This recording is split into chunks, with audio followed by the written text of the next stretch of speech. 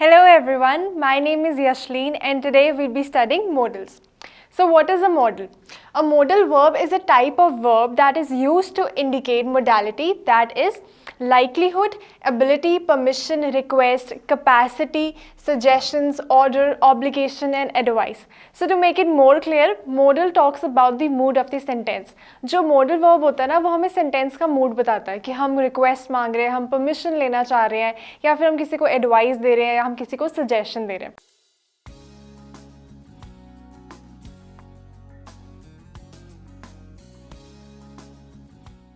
अब सबसे common models कौन से हैं? Can, could, may, might, shall, will, should, must, ought to, used to, need not and dare not. So the common features of modals are, modals have the following common features. Modals are never used alone, they are always used with a principal verb. अब modals जो है ना उन्हें हमें कभी अकेले use नहीं करते, हमेशा उसके साथ एक principal verb आता है. जैसे कि he can climb a tree. अब यहाँ पे हम ऐसे तो नहीं लिख सकते he can a tree, हमें कोई ना कोई principal verb जो है वो इसके साथ ऐड करना ही पड़ेगा. और यहाँ पे हमारा प्रिंसिपल वर्ब है क्लाइंब, और क्लाइंब ऐड करने के बाद ही हमारा सेंटेंस जो है वो एक प्रॉपर सेंटेंस बन पाया. Modals do not change their form according to the number or person of the subject. अब जैसे कि I can speak English है, इसे जब प्लूरल में किया we can speak English. अब यहाँ पे चेंज हुआ है, I से we हुआ, लेकिन फिर भी हमारा मॉडल जो था वो can ही रहा, वो पर्सन इंक्रीज होने के बाद भी वो चेंज नहीं होता. Modals are always followed by the base or the first form of the verb. अब modals के बाद हमेशा first form of the verb जो है वही आएगी. I can play the violin, you should work hard, it may rain. अब यहाँ पे first form of the verb ही थी. Use of modals. अब हम सारे जितने भी common modals हैं उन सबको हम और ज़्यादा अच्छे से समझेंगे. The first modal is can. Now can is used to show the ability to do something. For example, he can solve this sum. अब यहाँ पे जो person है, he has the ability to solve that sum. तो यहाँ पे वो ability बताते हैं हमें उस person के बारे में. Note, inability is expressed by cannot. अगर वो if he is not able to do something, then we will use cannot. For example, he cannot drive a car. Now that person does not have the ability to drive a car, so we will add cannot. Can is used to seek or grant permission in an informal manner. Can हम वहाँ पे भी use करते हैं जहाँ पे हमें permission चाहिए, लेकिन informal manner में. For example, you can go only when you have finished your work. Can I have an ice cream, mother? अब mother के साथ तो हमारा एक informal relation है, तो हम जब भी उनसे permission लेंगे तो हम can ही यूज़ करेंगे. Can is used to express a possibility. The use of can usually shows a theoretical possibility, that is the possibility of a certain happening. अब यहाँ पे can जो है वो possibility के लिए भी use किया जाता है. जैसे कि our uncle has come to Delhi, he can visit it. He can visit us. अब यहाँ पे वो बताते हैं कि उनके जो uncle है वो दिल्ली आ चुके हैं और उनकी possibility है कि वो हमें आके visit कर सकते हैं. In general statements, can has the same meaning as sometimes or on some occasions. अब कुछ जो general statements होते हैं वहाँ पे can जो है वो it is used as sometimes or on some occasions. जैसे कि he can be rude. अब यहाँ पे वो कभी कभी rude हो सकता है, not always. So here it means that he is sometimes rude. Can't help is an idiomatic expression. It means can't avoid. अब can't कहाँ पे use करते हैं हम जहाँ पे हम avoid नहीं कर सकते. I can't help laughing at his foolish remarks. अब यहाँ पे वो कहते हैं कि उसके foolish remarks पे laugh करने से नहीं control कर पा रहा अपने आप को, तो यहाँ पे हमने can't use किया. Could. अब next जो modal है that is could. Could is used to express the past tense of can. अब can का जो past tense है that is could. He could drive a car at the age of 10. अब वो जो person है वो at the age of 10 पे drive कर सकता था. Could is used to express ability in the past. Past से जो भी related होगा that is could. I could swim across the river when I was young. अब यहाँ पे उनके पास ability थी कि वो जब वो young थे तब वो एक river जो है उसे वो cross कर सकते थे swimming करके.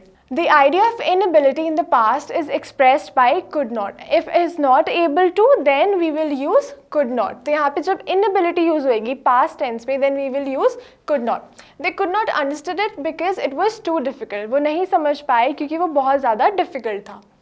could have expresses an ability which was not made use of. अब could have कहाँ पे यूज़ करते हैं? जहाँ पे आपके पास ability थे लेकिन आपने तब वो यूज़ नहीं करी. For example, he could have availed himself of the opportunity. वो तब जब अपनी opportunity जो थी वो avail कर सकते थे. Could is used to express possibility in conditional sentences. अब conditional sentences में जब possibility होगी तो वहाँ पे हम could use करेंगे. If I had the money, I could buy that house. तो यहाँ पे वो बताते हैं कि उनके पास अगर money होता तब वो house ले सकते थे. Could is used to seek permission or make a polite request in the form of a question. अगर हमने कोई polite request करनी है या फिर permission लेनी है तब भी हम could use कर सकते हैं.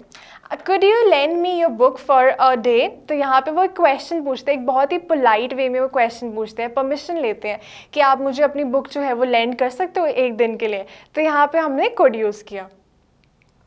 May. Next modal is may. May is used to seek or grant permission in formal manner. अब यहाँ पे अब याद रखना कि ये formal manner में बात की गई है. तो यहाँ पे जब हमें formal manner में permission लेनी है तो हम may use करेंगे.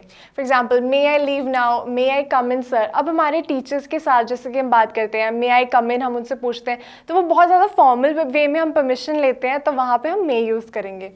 May is used to express a factual possibility, the possibility of a fact. जहाँ पे भी एक fact use किया जा रहा है, एक possibility जो कि एक factual है, वहाँ पे हम may use करेंगे. The sky is overcast with clouds, it may rain. अब यहाँ पे एक fact है कि जो sky है वो बहुत overcast हो रखा है cloud से, तो यहाँ पे एक possibility है that it may rain. तो यहाँ पे हम may use करेंगे.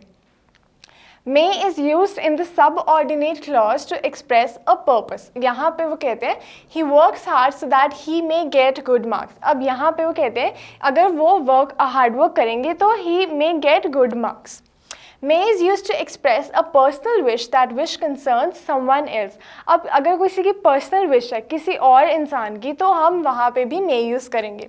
May you live long, may God bless you. हम जब किसी और को कहते हैं कि may God bless you तो हम उसके किसी और person के लिए वो use कर रहे हैं तो यहाँ पे भी हम may use करेंगे. Might. Next modal is might. Might is used to express the past tense of may. अब may का जो past tense है that is might. I was afraid that if I asked him again, he might refuse. अब वो यहाँ पे sentence का मतलब है कि वो afraid थे क्योंकि अगर वो उनसे दोबारा पूछेंगे तो he might refuse it. तो यहाँ पे हमने might use किया. Might is used to express extreme politeness while seeking permission or making request. जब भी हमने कोई request करनी है या फिर permission लेनी है तो जब extreme politeness होगी, जब हम बहुत ज़्यादा politely पूछेंगे तब भी हम might ही use करेंगे. There's a little chance of success, but you might try again. अब यहाँ पे वो कहते हैं कि success का बहुत थोड़ा chance है, but you might try again.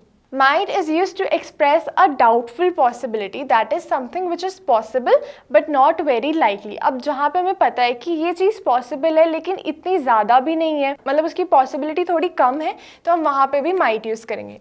He has not promised but he might come. उसने promise तो नहीं किया लेकिन फिर भी वो आ सकता है, तो यहाँ पे possibility जो थी वो कम थी, तो यहाँ पे हम might use करेंगे. Next modal is will.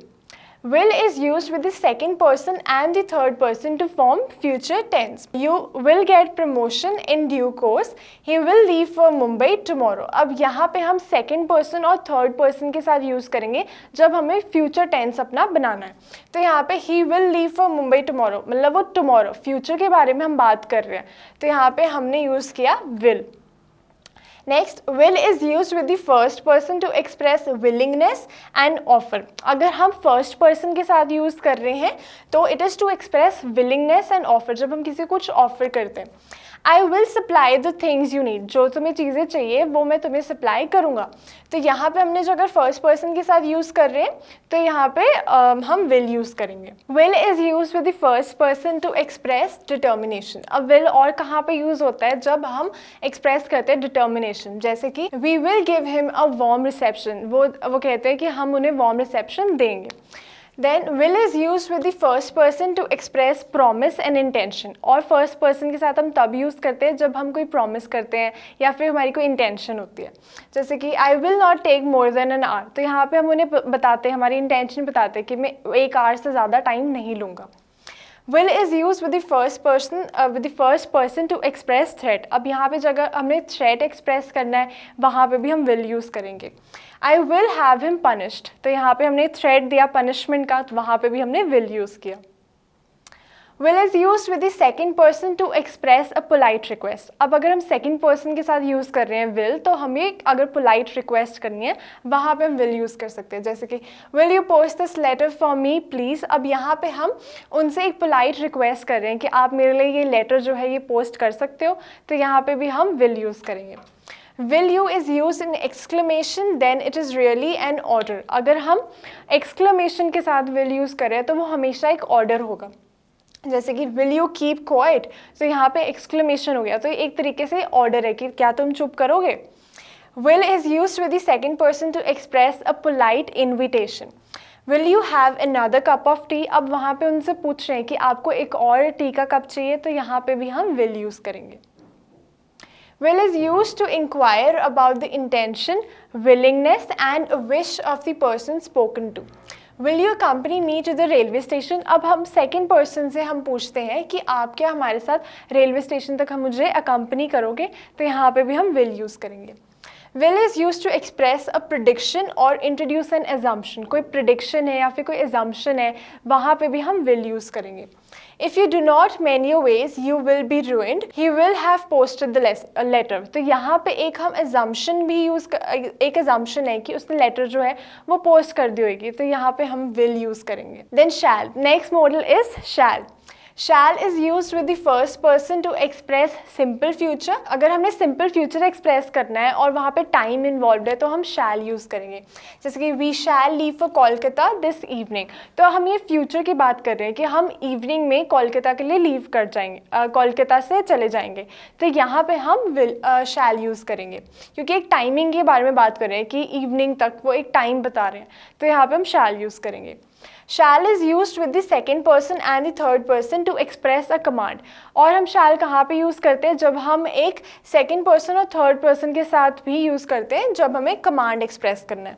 He shall report for duty tomorrow। तो यहाँ पे हम एक command दे रहे हैं कि कल तुम ड्यूटी पे रिपोर्ट करोगे। Shall is used with the second person and the third person to express threat। और हम अगर second person और third person के साथ यूज़ कर रहे हैं तो वो एक threat के लिए भी होएगा। He shall be punished for his misbehavior। तो यहाँ पे हम उन्हें एक threat दे रहे हैं कि तुम्हें punishment का एक threat दे रहे हैं कि अगर तुम misbehave करोगे तो तुम्हें punishment मिलेगी।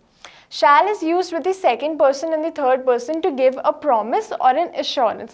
और shall कहाँ पे यूज़ होता है, अगर हमने कोई promise करना है या फिर हमने उन्हें assure करना है। जैसे कि you shall get a bicycle if you get A grade। तो यहाँ पे हम उन्हें promise कर रहे हैं कि अगर तुम्हारा A grade आ गया तो तुम्हें bicycle मिल जाएगी। Shall is used in question with the first person to know what the person addressed wishes or suggest or thinks। For example, shall I fetch a doctor। तो यहाँ पे हम उनसे पूछ रहे हैं कि क्या तुम चाहते हो कि मैं तुम्हारे लिए डॉक्टर लेके आऊँ, तो यहाँ पे भी हम shall यूज़ करेंगे। Next model is would। Would is used to refer to the past form of will and shall। अब यहाँ पे उन्होंने बताया he said that he would look into the matter himself। तो यहाँ पे will और shall की जो past form है that is would। Would is used to express happenings or actions that were frequent or occurred from time to time। तो यहाँ पे जो भी actions है जो कि time to time occur होते हैं उन्हें वहाँ पे भी हम would use करेंगे। My grandmother would feed sparrows every morning। अब यहाँ पे वो बताते हैं कि हर रोज़ हर morning उनकी जो grandmother है वो sparrows को feed करते थे, तो यहाँ पे भी हम would use करेंगे। Would is used to express a suggestion or polite request। Would you lend me your book। तो यहाँ पे हम उनसे एक रिक्वेस्ट कर रहे हैं और हम उनसे पूछ रहे हैं कि क्या आप अपनी बुक जो है वो मुझे lend करोगे, तो यहाँ पे भी हम would यूज़ करेंगे। Would is used in conditional sentences to express the imagined result of an imagined presupposed condition। Had he worked hard, he would have passed। यहाँ पे एक condition है कि अगर वो hard work करते तो he would have passed। Then would is used to express a hopeless wish। If only all nations would stop going to war. तो यहाँ पे एक हमारी होपलेस विश है, हम विश भी कर रहे हैं कि जितने भी नेशंस हैं वो वॉर में ना जाए, वो वॉर ना हो उनके बीच में, लेकिन हमें होप भी नहीं है। Word is used after wish when the wish concerns the future action of another person. I wish he would behave properly. अब यहाँ पे किसी और इंसान के बारे में, किसी और के एक्शन के लिए, फ्यूचर एक्शन के लिए यहाँ पे हम विश यूज़ करें, जैसे कि I wish he would behave properly. Then would is used to express an inquiry about someone's wish। किसी और के विश के बारे में जब हम इंक्वायरी करते हैं तो वहाँ पे हम would यूज़ करते हैं। Would you like to have a cup of coffee? अब हम किसी और से पूछ रहे हैं कि आपको कॉफ़ी चाहिए, तो यहाँ पे हम would यूज़ करेंगे। Should, next modal is should। Should is used to give advice। अब यहाँ पे should हम कहाँ पे यूज़ करते हैं, जहाँ पे हमें किसी को एडवाइस देनी है, जैसे कि and the advice may be given to a particular person or it may be general statement of what is good। हम किसी को भी दे सकते हैं या फिर हम जनरली कोई स्टेटमेंट दे सकते हैं कोई एडवाइस के फॉर्म में, जो कि एक अच्छी स्टेटमेंट होगी। You should not buy that house। अब यहाँ पे हम किसी और को एडवाइस करें कि आप वो हाउस जो है वो मत लीजिए। Should is used to express a duty or a moral obligation। अब should हम कहाँ पे यूज़ करें, जहाँ पे किसी की ड्यूटी है या जहाँ पे हमारी ड्यूटी है या फिर हमारे moral obligation है, जैसे कि you should keep your promise। अब यहाँ पे हम उन्हें कह रहे हैं कि आपको अपना promise जो है you should keep that। The statement with should is more like an advice than a command। अब कोई भी statement जो should से होगी वो एक advice की तरह होगी, ना कि एक command की तरह। Should is used in written instructions to express a polite command। अगर हमें किसी को politely command करना है तो वहाँ पे भी हम should use करेंगे। Candidates should write on either side of the page। अब यहाँ पे हम candidates को कह रहे हैं कि आप that you should write on either side of the page। Should is used to express a probable condition। Should he work hard, he will pass। अब यहाँ पे हम एक condition के बारे में बात करें कि अगर तुम hard work करोगे तो तुम pass हो जाओगे। Then must, next modal is must। Must is used to express duty, compulsion, necessity and obligation। You must clear the dues before the 10th of March। अब यहाँ पे compulsion है कि तुम अपने dues जो है वो 10th March तक clear कर देना। Must is used to express an emphatic advice। You must see a doctor at once। अब यहाँ पे मैं एक advice की तरह भी use कर रहे हैं कि आपको जो doctor है उनसे जाके मिल लेना चाहिए। Must is used to express some strong possibility, that is certainty। अगर कोई strong possibility है वहाँ पे भी हम must use करेंगे। Someone is knocking at the door, it must be the postman। अब यहाँ पे हम एक possibility के बारे में बात कर रहे हैं कि door पे कोई knock कर रहा है, it must be the postman। Then need, now the next modal is need। It is used in two ways। अब need जो है वो दो तरह यूज़ होते हैं, एक regular verb की तरह और एक modal की तरह। regular verb में for example we need rest after hard work, और modal में हम इसे यूज़ करते हैं in questions and negative sentences। In questions, need is used whenever there is a strong element of doubt or when the speaker expects a negative answer। अब हम need जो है वो modal में या question में कब यूज़ करते हैं, जबकि जब हमें कोई डाउट होता है या फिर हम किसी स्पीकर से एक नेगेटिव आंसर एक्सपेक्ट कर रहे होते हैं, जैसे कि need I go there, मुझे वहाँ पे जाने की ज़रूरत है, तो यहाँ पे हमने need यूज़ किया। Then dare। अब dare जो है it is also used in two ways, as a regular verb and as a modal। तो as a regular verb he does not dare to go against his father's wishes, और जो हम modal में use करते हैं it is used as in questions or and negative sentences। dare expresses the meaning be bold enough to। अब modal में जब हम use कर रहे हैं तो वो as a question use होगा और वो एक negative sentence की तरह ही use होगा, और इसमें यहाँ पे मतलब क्या होता है उसका, be bold enough to। how dare you speak to me like that। अब यहाँ पे हम किसी को बोल रहे हैं कि तुम्हारी इतनी तुम इतने ज़्यादा bold कैसे हुए कि तुमने ऐसी बात मुझसे कही, तो यहाँ पे हम dare यूज़ करेंगे। Next modal is ought to। ought to is used to express some moral duty or social obligation। ought to हम कहाँ पे यूज़ करते हैं, जहाँ पे कोई moral duty है या फिर कोई social obligation है। Students ought to obey their teachers। अब यहाँ पे हमारी moral obligation है कि जो students हैं उन्हें अपनी teachers को obey करना चाहिए। The idea of obligation can be expressed with should and must also, however ought to is used when a feeling of duty is involved। अब जहाँ पे हमने पहले भी बहुत ज़्यादा बात करी है moral obligation के बारे में कि वो कहाँ पे यूज़ होता है, लेकिन जो शुड और मस्ट है वो भी हम यूज़ कर सकते हैं, लेकिन हम ये ought to कहाँ पे यूज़ करेंगे, जब वहाँ पे एक ड्यूटी इन्वॉल्व होगी। The negative form of ought to is ought not to, और जो ought to का नेगेटिव फॉर्म है that is ought not to। ought to have plus past participle is used to express an obligatory action in the past which was not performed। You ought to have helped your brother in difficulty। अब यहाँ पे एक past का event है, वहाँ पे एक possibility थी कि हम तब उनकी हेल्प कर सकते थे। यहाँ पे जो सेंटेंसेस का मतलब है कि तुम्हें तब अपनी ब्रदर की हेल्प करना चाहिए थे जब वो डिफ़िकल्टी में थे। तो यहाँ पे हम ought to have कहाँ पे यूज़ कर रहे हैं, और पास्ट पार्टिसिपल जब हमें एक पास्ट के बारे में कोई इवेंट है उसमें यूज़ कर रहे हैं। देन यूज टू, अब यूज टू हम कहाँ पे यूज़ करेंगे, it is used to expresses a habit in the past. अब यूज टू हम कहाँ पे यूज़ करेंगे, जहाँ पे कोई हैबिट है पास्ट की, वहाँ पे हम यूज टू यूज़ करेंगे। My grandmother used to feed the sparrows when she lived in a village. अब यहाँ पे हम एक पास्ट के बारे में बात करें कि जो ग्रैंड मदर है वो स्पैरोज को फीड करती थी जब वो विलेज में रहते। तो ये एक पास्ट का इवेंट है, एक हैबिट थी पास्ट की। Used to does not have a present tense form. अब यूज टू जो है वो प्रेजेंट टेंस के फॉर्म में नहीं यूज़ किया जाता, वो हमेशा पास्ट टेंस में यूज़ किया जाता है। For example there used to be a park here, यहाँ पे पहले एक पार्क होता था। यूज टू भी हम कहाँ यूज़ करेंगे, जब पास्ट में कोई चीज़ एग्जिस्ट करती थी। For example there used to be a park here, अब यहाँ पे वो कहते हैं कि यहाँ पे एक पार्क होता था। So these were the modals and I hope that you all understood it. Till then I'll see you in the next video. Bye.